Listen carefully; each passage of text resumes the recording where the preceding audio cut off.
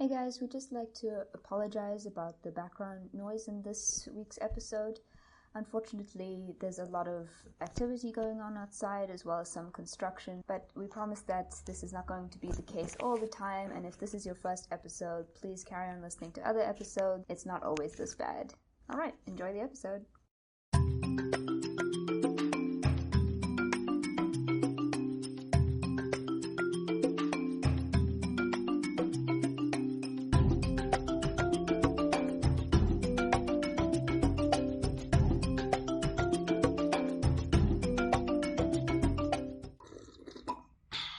This is your ASMR podcast. I want you to just lie back, take some deep breaths in and out, and in and out, and in again, and then just don't breathe. Your vision is becoming blurry. Oxygen. You need oxygen.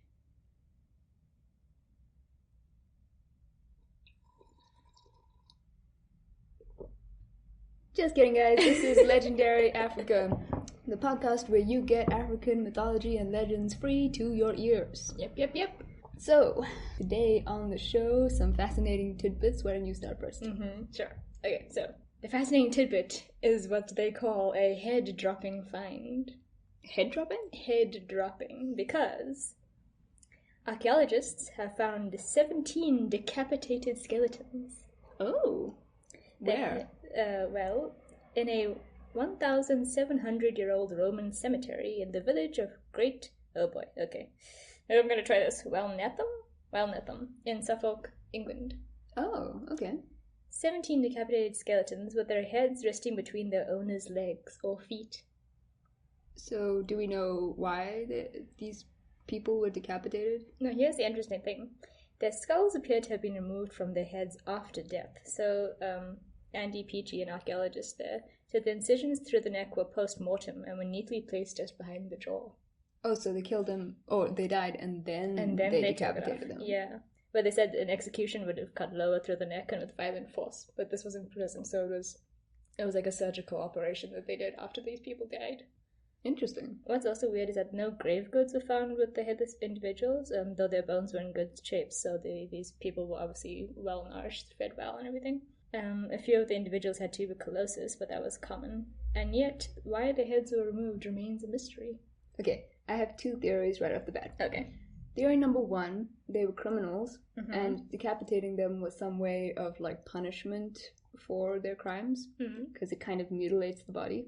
Theory number two, the Romans believed that the spirit exits through the neck after death, and that's why they decapitated them. Okay, so the second option was actually what these archaeologists have said. They said one possibility is that these people believed that the head was a container of the soul and needed to be removed so that the soul could advance into the afterlife. So, brownie points, bro. Oh my god, should I become an archaeologist? Should you? Are you an archaeologist, actually? Yeah. You've discovered my secret identity. My cover is blown. Oh my, and you're Russian. Yes, another thing you did not know about me. God. Yeah, so that's really interesting. Did that spin your head around? You spin my head right round when you go down. When you go down.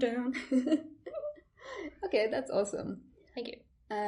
Moving on from the decapitated heads, I have something a little bit lighter. Just wanted to say, in the last episode, or the one before that, I mentioned that a screening of Hamilton is coming out on July 3rd. Still super excited about that. And I found out where they're screening it. So it's going to be on Disney+. I told you. Which is going to be really interesting because I think they're going to bleep out the swear words. So watch with your kids. I mean, there's still adultery and stuff, but whatever. And the second thing I wanted to say is that there is a TV series currently on, I don't know. HBO, Amazon Prime. BBC. Okay, neither of those. Called Staged, featuring David Tennant and Michael Sheen, and it's about these two actors that are trying to rehearse a play during lockdown, so they're trying to do it over Zoom or Skype or whatever.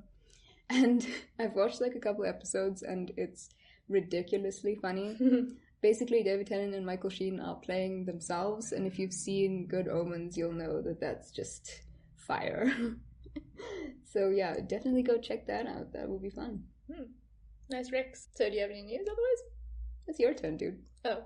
No, I mean, that you don't have any other news besides that. Well, I got some housekeeping, but... okay. So I don't have anything else besides some promos to read out. Do you want to do housekeeping first? Yeah. I just wanted to announce that yesterday the collaboration with Meet My Monsters came out. It's a really fun episode. Go check that out on Meet My Monsters. Also check out Abby at Meet Monsters on Twitter. Meet_my_monsters on Instagram. Right, yeah, so that's really fun. We cover a bunch of creatures from all around Africa, and we had a blast doing it. Yeah, it was super fun. Yeah. And then also just a reminder to check out our YouTube channel, Legendary Africa. We posted an episode called Know Your Co-Host, in which we tried to guess a bunch of answers to questions about each other. We did very poorly. But that was pretty fun. Part 2 is coming out this Wednesday, so definitely recommend getting on that part 1 first. Alright, so I got some really, really nice promos to read out today. Thank you everyone who has sent some reviews. They're brilliant. So our first review is from Our Journal. Our Journal is another South African podcast, which you should definitely check out. They say, it's excellent and informative with a bit of funny, humorous twists. I enjoy the unpredictable openings to each episode, which I think we managed to succeed in doing this time as well. Then another review by Nora Space Ace said, interesting, fun, and informative. I'm so happy to find a way to learn about African legends from Africans, not from Europeans. The hosts are charming and chill, and it just feels like a couple of friends talking about something neat they learned. Keep it up. And then Monster Legend Podcast, which is also a podcast about cryptids, you should check it out. They said, fascinating. Listening to the hosts talk about myths and legends of Africa is so interesting. Oh, thanks guys. That's really brilliant. Keep the reviews flowing in, and we really appreciate each and every one. And remember, just like today, if you do leave us a review or a rating, we will give you a shout out. And if you want to even leave your names for a in-person shout out, we will do that as well. I just realized I do actually have one more recommendation/news thing that I wanted to tell you about.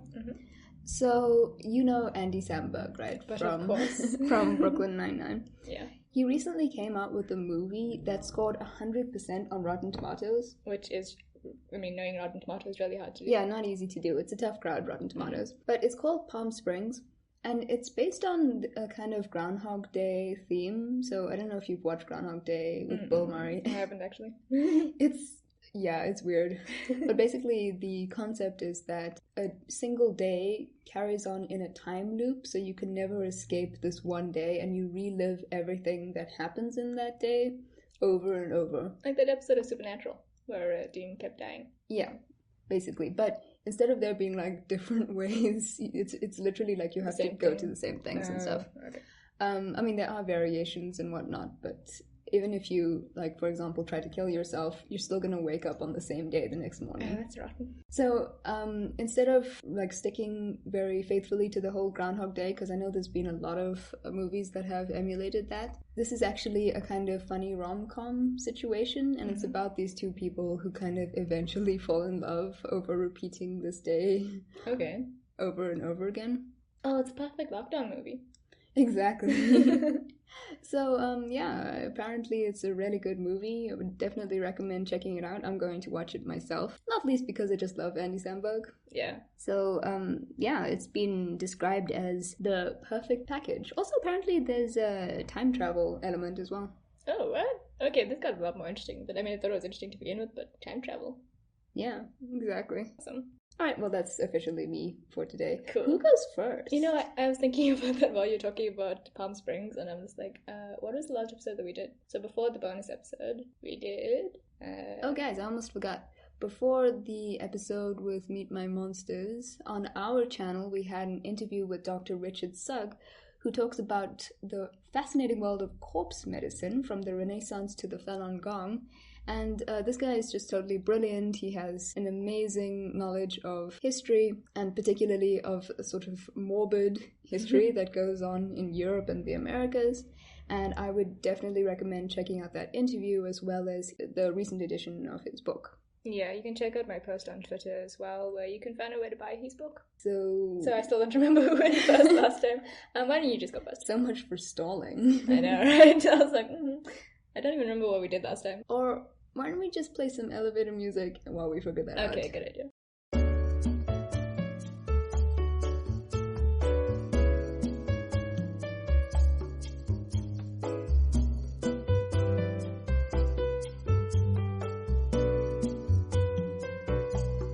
Okay, so now that we've established that I am numero uno on this, I'm going to give you a little myth out of East Africa. Alright, you really like the East, eh? I have to say, kind of biased towards it because my fiance is from Tanzania, from East Africa. But genuinely, this is a really interesting topic. So. No, I'm not giving the East Africans any shit. I'm just like, there's also other parts of Africa. Well, excuse me, I've done Nigeria, I've done Zimbabwe / Zambia. Okay. Stop giving me shit, yo. Okay. So I think that in the episode dealing with Bayajida, the founder of the Hausa clan, we did touch on the idea of like an intersexual kind of cross-pollination between local and Islamic religion. And this is due to the extensive influence of Middle Eastern culture in various parts of Africa, but particularly the north and west, but also to the east. Okay.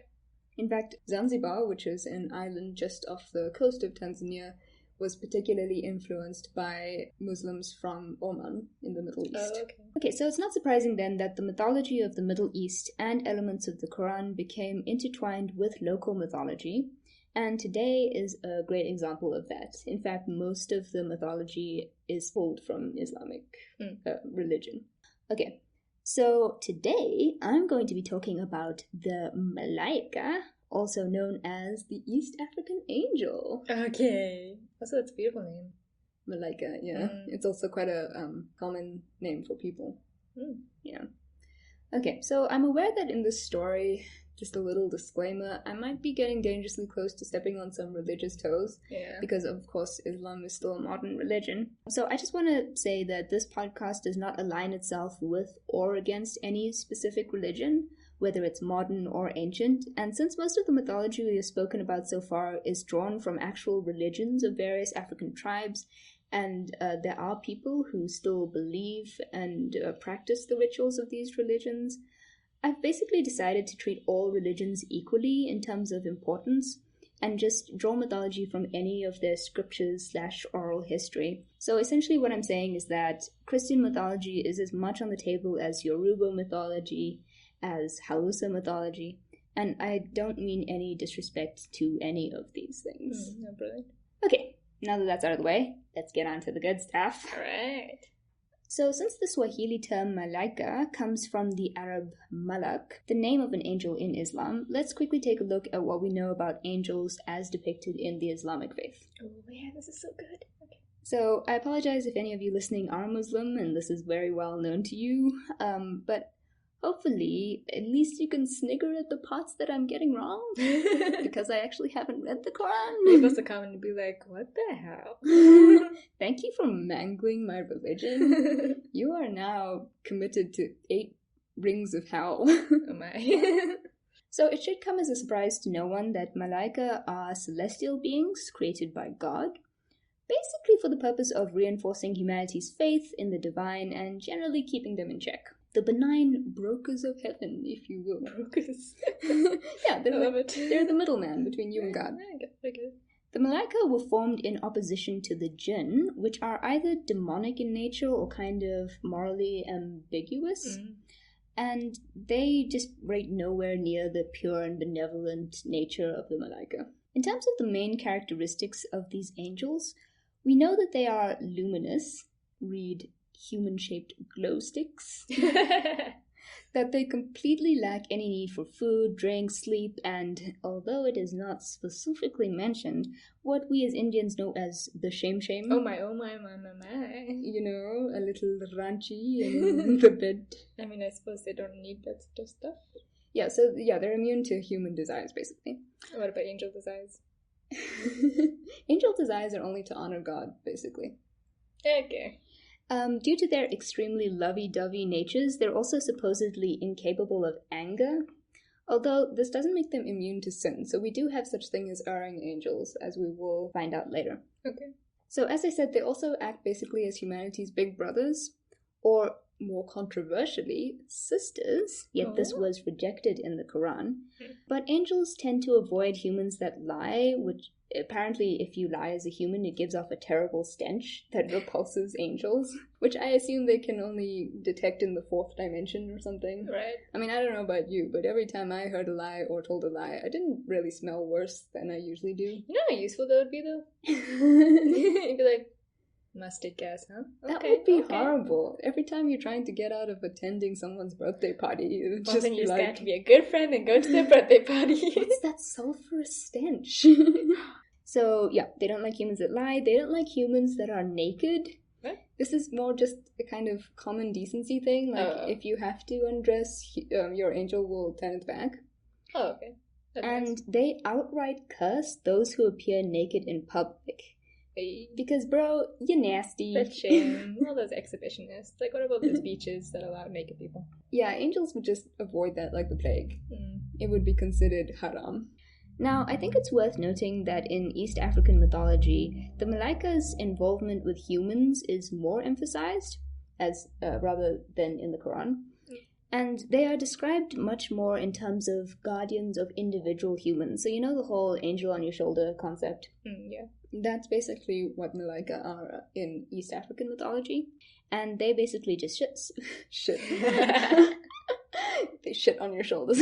They basically just sit on your shoulders and whisper guidance into your ears. You know, I could do with that. I know, right? You know, I'm not religious, but like I would be if an angel could just give me a sign. It's so true. It's like, should you really order that frozen yogurt? It's like, are you sure about that? Like, don't judge me. Also, in this mythology, God specifically sends angels to help humans in need. Oh, that's nice. Finally, God, Yeah. that's useful. I mean, sorry. No So offense. they're not really kind of just ethereal arbiters. Mm. Okay, so an example of this is the battle of the angel Michael with a great and malevolent spirit. So I assume that this angel corresponds to the Christian archangel Michael. Yeah. So it seems that Michael... Is it Michael or Michael? I mean, I would want to say Michael. Okay, I'm gonna call him that. It seems that Michael was such a looker that at the very sight of him in all his heavenly glory, the spirit Karina was defeated. Sorry. It's like, oh, hot damn. Take my body. I mean, girl, can you show a little dignity? No, I'll be virtuous. Letting down spirits everywhere with that kind of behavior. Karina also is said to have been transformed into an old woman after Mikhail's little visit, which really adds insult to injury, if you ask me. Yeah. I mean, what was the need? Also, why is the evil spirit a woman? Yeah. Just saying. Yeah, go figure, right? So in case you were wondering, Karina is what you would call a succubus. So, for those who are not acquainted with the succubi, a type of female spirit known for appearing in the dreams of men with the intention of seducing them into sexual sin. Oh, well, then it's just very ironic. Nice. So this fits exactly with what I said about angels being really sexually repressed. So I kind of get why Michael had a bee in his bonnet about her. It was like, you dirty. So Karina in particular originates in ancient Egyptian mythology, and she was a largely invisible spirit, only visible to those with second sight. So, you know, clairvoyance, cats, dogs, all our pets. Dogs. Yeah, it's well known that household animals have the second sight. That's why, you know, sometimes you see your dog barking at the wall or something. It's really because they can see a spirit. Yeah. Cool. So, FYI, if your 14-year-old pug starts randomly humping your leg, Oh, no. it may well be that he's just trying to warn you about an incoming spirit ready to lure you into forbidden sexy times. Never ignore the hump. Karina has also been known to occasionally possess people, as if getting into your dreams wasn't intrusive enough, Okay, I'm down for that. and prevent people from marriage, since this would incur a curse or some other form of harm. Okay. It's weird. I guess because marriage kind of... Yeah, Impedes. like not only does she possess you, but she gets possessive. So according to a variety of African myths, men who, in quotes, have relations with Karina wake feeling exhausted. Oh, man. Understandably. I mean, that was quite a night, and claim to have been attacked by a spirit. Okay. They are then required to appeal to God and go through various rituals to cleanse their spirits against this lascivious lass. Okay, back to angels. So, in another tale, the Malaika Jiburili appeared on earth in his divine form, standing astride the earth, with his feet on each horizon and his head well above the clouds. So massive. Jiburili, by the way, corresponds to the archangel Gabriel, who, as I understand it, is like the big daddy of angels. Yeah. Can you imagine I might be treading on religious toes here? I mean, you just called Gabriel the big daddy. Hey, daddy. I apologize. Angels don't like sex. Okay. Apart from playing nanny to humans, Malaika also defend heaven against Shaitani by throwing Shihabu. So it defends against Shaitani by throwing Shihabu. Yeah. Shihabu is just the Swahili word for rockets. Rockets? Yeah. Where did you get rockets from? They're angels. They can get anything. Like celestial rockets? Right. So basically what happens is that they throw these rockets, and what we see as humans in the night sky are falling stars. Oh, okay. It's really just like warring divine beings. Yeah, falling stars or shooting stars, I believe. It's actually the term for it. Mm-hmm. Okay. So just know that the next time you're out there wishing upon a star to be a real boy like Pinocchio or whatever the fuck, you're actually witnessing an almighty throwdown between celestial beings. Clash of the Titans. Which I have to say, so much cooler. So the question is, what exactly is Shaitani? Yeah. Now, I'm not really going to go too much into this because honestly, these beings are so cool that I actually want to do a whole separate episode on them. But what I will say is that they're derived from the Arabic shaitan, which in English is Satan. And you may have seen effigies of them as carved figures made by the Makonde people of Tanzania, Mozambique, and Kenya. Mashaitani, which is the plural for Shaitani, appear in a variety of forms, sometimes disfigured or distorted humans, sometimes as animals, sometimes just as abstract sort of thingamabobs that you can't describe. So they're often very, what's the word, kind of weird. As I said, they're distorted or disfigured, so they can be like one-legged, one-armed, cyclopic, or in some cases they have enormous orifices. Oh no. Yeah, so basically, in case you didn't get that. No, we get it. Big buttholes and we got it. And dongs. God, this episode is so dirty because of you. I'm sorry. If your mom is listening, this is not safe for work, guys. I'm so sorry. Don't show this to your children. So, if you guys haven't noticed from our YouTube videos, I'm pretty asymmetrical myself. And while I was reading this, I was just having an identity crisis. I'm like, am I a Shaitani? I mean, you're not missing any limbs or eyes, or you don't. I mean, I don't know. How big is your butthole? Yes, let's talk about that. Is this something you want to talk about? Yet another thing for me to mention in therapy. So, interestingly, Malaika can also appear in the form of death, which I know doesn't quite fit with the idea of like these really friendly personas. Yeah. But in this case, death is actually quite a benign and necessary angel that serves God by reaping souls when your time has come. Okay. So I really like to interpret this in a really sweet way because it's like throughout your life, angels are with you from birth, and then they're with you at what is usually a really scary moment when you're passing into the next world. And it's kind of like they're there to ease the way. Yeah, sure. I mean, I like to see an angel death. That's pretty cool. I'm just saying, Karen, Linda may be your best friend, but Malaika have really got your back and totally didn't judge you after that messy divorce. Just saying. Know who your real friends are, Karen. It's true. So lastly, we have the badass fighting angels. Not to be confused with Hell's Angels, that's a totally different thing. Or Charlie's Angels. And these angels of combat are known as Malaika Wavita. Okay. And their sole purpose is to whoop the asses of the unbelievers. Yeah, I want to know those people. They're like, some infidels are going down. Oh yeah. They do this by dropping great stones of fire on said unbeliever, which I imagine is one of the most horrifying ways to go out. It's just like you're strolling along one day, getting a little atheistic exercise, and next thing you know, a great flaming rock falls out of the sky directly onto your noggin. Sorry, did you say they do this to unbelievers? Yep. Okay, cool. Yeah, cool, you cool, should be cool, expecting cool, a flaming rock anytime now. I'm just like flaming rock meteors with the dinosaurs unbelievers. All dinosaurs are Buddhist? Oh, that explains so much. But I mean, rude. Gotta say. Okay, to round off, I just want to quickly talk a bit more about Malaika in Zanzibari mythology specifically. Mm-hmm. So, if you didn't know, and I'm pretty sure you know, Zanzibar is like this beautiful touristy island. As I said, it's off the coast of Tanzania. Which you know you really want to go to. Totally. Who doesn't want to go? True. And if I'm not much mistaken, they contain the majority of the Islamic population of Tanzania, with the shore being more Christian. Okay. On average. So now Zanzibari people believe that while angels are beings of heaven, hell is represented by angels as well, but by fallen angels, which there's the one angel called Iblis, and hell itself is guarded by the angel Malik. Assassin's Creed. Carry on. So there's several holiday lodges and bungalows in Zanzibar named after the Malaika, so maybe next time you're on holiday you might consider dropping a little mythological knowledge. I will not take responsibility for any consequences of this, up to and including getting booted out of your hotel for blaspheming. Oh yes, that is true.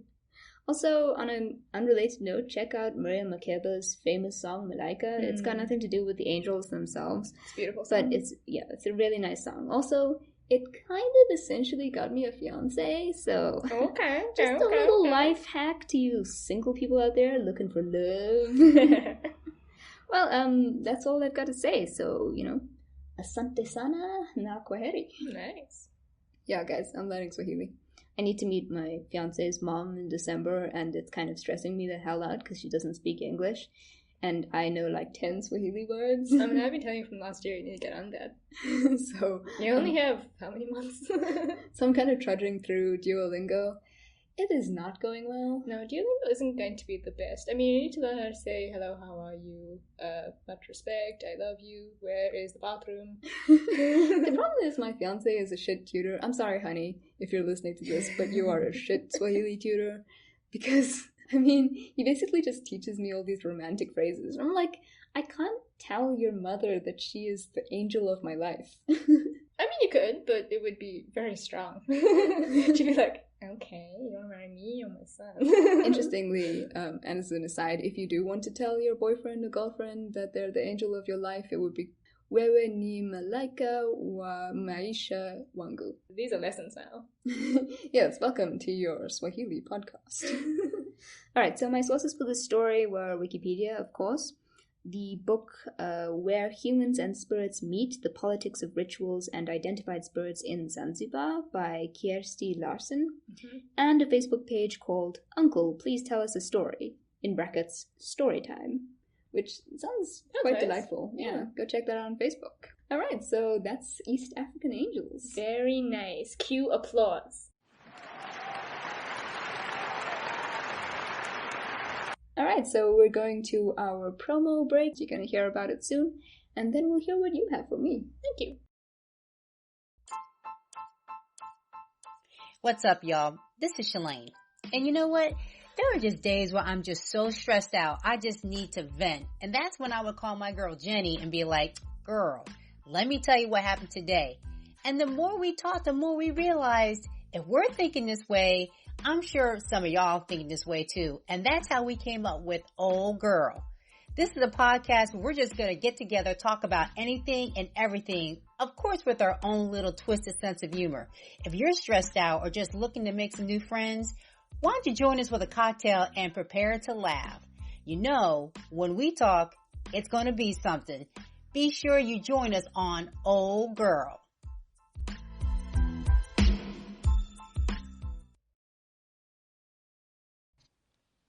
Alright, so I have a story from Basotho myth. So I've talked about the Basotho people before. They're mainly from Lesotho and South Africa. And I am going to talk about Khodumodumo, the swallowing monster, and the boy hero Senkatana. The swallowing monster? Mm-hmm. Ooh, interesting. Just remind me, the Basotho... Sorry, Basotho. I always say this wrong. The Basotho myth you did before was Tekane, the dragon-slaying princess, yeah? Yeah. Yeah, that's right. So a while back. I think that was our second episode. I think so, yeah. Okay, interesting about the swallowing monster. And what was the name of the guy again? So he's a boy hero, Senkatana. Now, there's actually quite a few alternative names given by various sources. So Khodumodumo is also called Khodumodumo, Modumo or Moholo, Kamapa, Kanyapa. And another name for Senkatana is Ditaolane, which means diviner, or Moshanyana, which means young boy. Thanks for that. I'm going to remember precisely 0 of those names. So I'd actually the only reason I wanted to say those names is because I feel like people might know the story by other names. Because there's also several versions of it. So, Khodumodumo is described as an enormous amorphous being with multiple sharp tongues, which it uses to attack people with. Multiple tongues? So, lots of tongues that are, pointed. Oh, and it scares people with it. No. Yeah. So, this creature roamed the countryside, swallowing everything in its path. So, no village, person, or animal, or road, or bush escaped its seemingly endless appetite. It literally ate everything in front of it. Like a tongued tornado. Yeah. So in a certain region, it entered into a village in a valley through a narrow pass and began to swallow everything in sight. So men with iron-tipped spears ran out to defend their village, but their spears shattered and crumpled as they contacted with the creature's skin. Its skin was leathery and hard and nothing could penetrate it. I feel bad for this creature's wife. I mean, imagine trying to French kiss this guy. The creature's wife. So Khodumodumo snatched them up and threw them into his mouth, iron-tipped spears and all. A pregnant woman in the village watched from where she hid in a manure pit because the smell was masking her own scent, so she hoped that, it wouldn't be able to smell her. Khodumodumo continued until everyone and everything was destroyed except for this pregnant woman. Bloated and exhausted from its rampage, Khodumodumo tried to leave, but found that it could not get through the pass, bloated as it was. Reminds me a bit of, what was it, like the spirit thing in Spirited Away? This is exactly what I was thinking about, what's it called? I can't remember what that creature is called, but it was so it just ate and ate and ate until it couldn't fit through entranceways. So Khodumodumo was like, well, fuck it, I'm just going to sleep here in the pass, because it didn't think that anybody else was around. So the pregnant woman crept out, and laying down by the river gave birth to a boy, who was born with a necklace of charms around his neck. What is it with kids coming out with accessories, in African myth? How useful, though? Imagine if my kid popped out fully clothed. I'd be like, well, that's clothes sorted. Well, at least he didn't come up with a, battle axe, in the window. True. I'm just like, this woman has survived, a rampaging monster, and she's still like, I'm just gonna go give birth casually by the river, no biggie. So the woman, after giving birth, went over to peek at the monster, and reassured by his still sleeping body, turned back to her son to find that he had completely vanished. Oh no! Instead, a young, strong man stood in front of her, his hands holding a spear. She angrily demanded to know where was her son, but he told her that he was her son, Senkatana. Oh, he grew up in 3 seconds. Interesting. He asked her where his father was, and she told him sadly that he had been eaten by Khodumodumo. He asked about the other people, the cattle, the dogs, the houses. All swallowed, she replied. Now Senkatana was angry, and decided that, he was going to kill Khodumodumo, having just popped fresh out the womb. I mean, someone needs to. So he spent the entire night sharpening the spear, and by the morning silently crept towards the monster while it slept. As he approached Khodumodumo, it woke up and tried to snatch him with one of his tongues, but Senkatana was too fast, and the creature was way too bloated to even do anything. He leapt up and brought his spear down on the creature's exposed stomach, ripping a long gash down it. Oh no, all the bushes and people are gonna fall out. So the monster roared in pain, but beneath that sound, Senkatana heard shouting, barking, and even the bellowing of a cow from within the creature's stomach. Oh my god, I was right, they're still alive. Yeah. Because that's why he just swallows them, he doesn't actually chew them. Why are the gastric juices of monsters always totally shit? Maybe because they eat too much, so it just doesn't process But they fast should enough. be melted. Yeah. Look, logic does not factor in here. So Senkatana kept cutting into the monster until it finally died, and one by one, all of the people and animals crawled out of Khodumodumo and celebrated Senkatana's heroic deeds. He was named chief of the village and slayer of Khodumodumo. Now, there are other versions. One version says that Senkatana had a longer fight with Khodumodumo. He chopped off each of the creature's tongues first and then killed them. He then cut out the people, but while doing so, he accidentally injured a man who was inside the stomach. And although he became a hero, The man he injured tried to have him killed several times out of jealousy and anger over his wound. That's just ungrateful. I mean, if it wasn't for this guy, he would have just still been in this fat monster's belly. Yeah, I'm saying it's not like he killed him. You know, he injured him slightly. But eventually Sankatana grew tired and actually allowed himself to be killed. What? He was just like, yeah, fuck it, fine, kill me. I know, it's very sad. That's so unfair. I mean, everybody else came out fine, including the cow. Right? Including the cow. I mean, seriously. Not to mention, you rid the entire village of this terrible tongued plague. Exactly. That was swallowing everything, including the roads. Another version has Sankatana rescuing the entire village by actually letting himself be swallowed by Khodumodumo, then cutting himself out of. Okay, right. Classic. Which, I mean, like, there were so many other men with spears. Why didn't they think about doing that? But anyway. Apparently he's the only one who has brains. Well, didn't their spears shatter or something? I mean, yeah, but surely there was something that they could have used. Use the cow. Yeah. I mean, maybe there was a bull, use the horns or something. But I don't want to use my head. Maybe they're so squashed. Like, okay, grab the spear. Don't drop it. And then after he rescued them, instead of being grateful, they feared him because of his supernatural powers, and also because he had the gift of foresight. And so they tried to kill him. But he turned himself into a stone, which the villagers then threw into a river. He turned himself back into a man and swam ashore. But eventually he grew tired and allowed himself to be killed. So he just seems to get suicidal real quick. Yeah, I mean, I guess if everyone hates you... Yeah. I mean, what did his mother do in all this? She didn't seem to be doing anything. I mean, I'm not... I apologize to the mother, but I mean, your son's being threatened and you're just gonna stand there. Not to mention, he missed his entire pre-teenage life. And I mean, those are the best years of my life.